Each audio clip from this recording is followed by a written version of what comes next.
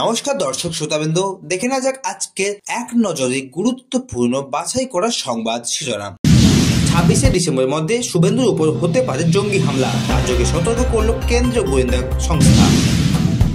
মণিপুর থেকে ফিরছে 24 company BSF. কি হচ্ছে বাংলার সীমান্তে, কেন এত তৎপরতা?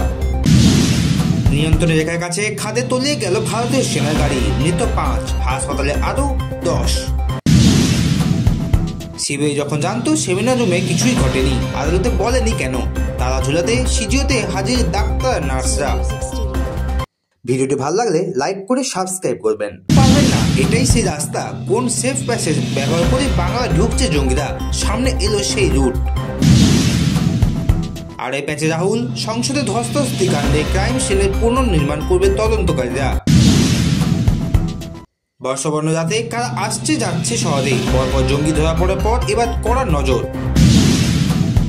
অ্যাকাউন্টে গেল 800 টাকা, বাকি আর কত? রিপোর্ট দিল নবান্ন।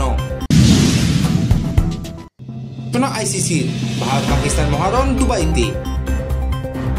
রেলের ইতিহাসে প্রথমবার ট্রেনের মতেই থাকবে রুম হিটার, বাথরুমে মিলবে গরম জল।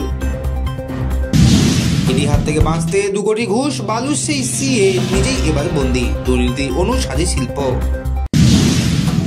পার্থ মামলা আপনাদের জন্যই দেরি, বাড়ি বাড়ি গিয়ে নথি দিয়ে আসুন, এদিকে ধমক বিচারকের। সিবিআই মামলায় জামিন পেলেন না পার্থ সহ 5 জন, আবেদন খারিজ হলো হাইকোর্টের 3য় বেঞ্চে। চমুড়ি খাওয়ানোর নাম করে ধর্ষণ নাতনিকে 20 বছরের কারাদণ্ড বৃদ্ধির রায় মেদিনীপুর আদালতের। ভিডিওটি শেষ পর্যন্ত দেখার জন্য আপনাদের সবাইকে অসংখ্য ধন্যবাদ। ভিডিওটি ভালো লাগলে লাইক, শেয়ার, কমেন্ট করে আপনাদের মতামত অবশ্যই জানাতে ভুলবেন না।